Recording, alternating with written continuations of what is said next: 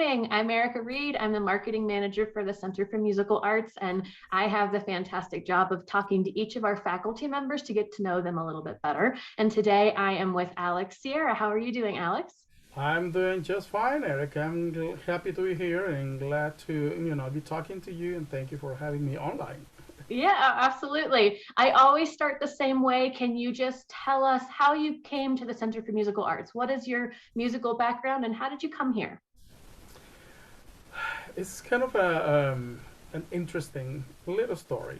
I actually was subbing for one of my friends that used to be a teacher here about 20, 21 years ago. And she asked me to sub for like one day. And then, Oh. yeah. And then Peggy and Kathy were here and they needed more instructors. So they asked me if I could teach one day, then 2 days, then three, then four, then five. And at some point, I was teaching Monday through Saturday. And yeah, I had about 40 students during the week. So I mean, it was a lot of work, but it was fun. But I had some other things also on the side, and I decided to take Saturdays off. So And how long has that been? How long have you been with the center? about 21 years. Okay, Oh, almost the whole 25 years we've been here. yes, And it yes, started with one day. yeah, I'm yep, gonna, that's a good trick. I'm gonna have to use that. yeah. So can you tell me a little bit about your teaching philosophy? I mean, you have a lot of experience. How do you approach teaching?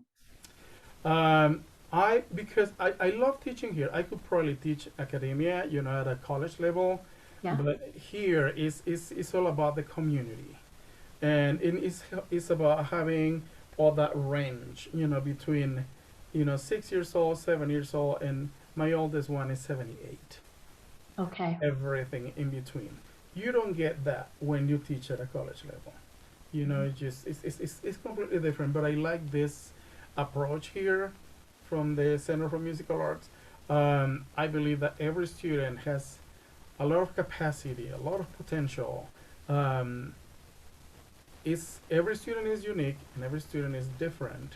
So I do kind of like an assessment, you know, if they haven't taken any lessons before, or even if they have, where are they at? And just like, kind Mhm. of like take it from there so we don't slow down the process. Mhm. Um, I try to make them feel as comfortable as possible, welcome, and also try to make it fun. Oh, fantastic. Yeah. So I skipped right over the fact that you teach voice and piano. Can you tell me what brought you to those instruments? Why are those your tools? I started taking piano when I was 8 years old. So and that just kept going like forever. The singing was kind of like an accident. I was not planning on becoming an opera singer, but I when I was about 18, I joined this big church choir, and they were practicing the Mozart's Requiem. I remember that was the first thing. And of course, I knew how to read music. I didn't have the voice, but I would just go there and sing my heart out.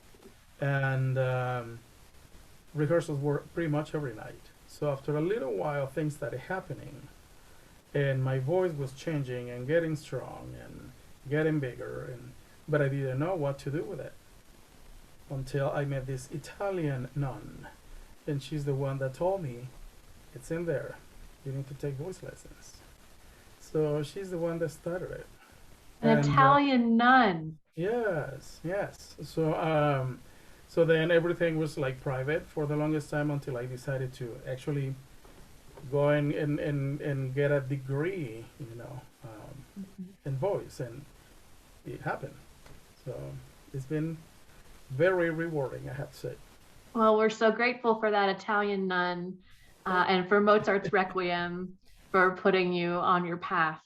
You talked about the importance of community, and you also lead Coro Santuario, which is our inclusive chorus that sings primarily in Spanish. Can you tell me a little bit about that chorus and why it's important to you and to the Center for Musical Arts? Absolutely. I love that project, and I gotta thank Liz McGuire, our executive director, for it.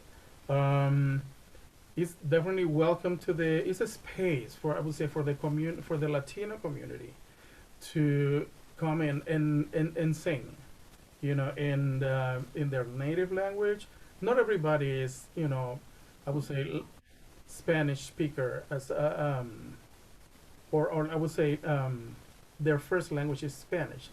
I had some members that they don't speak Spanish at all, but they can read it, but they love the music.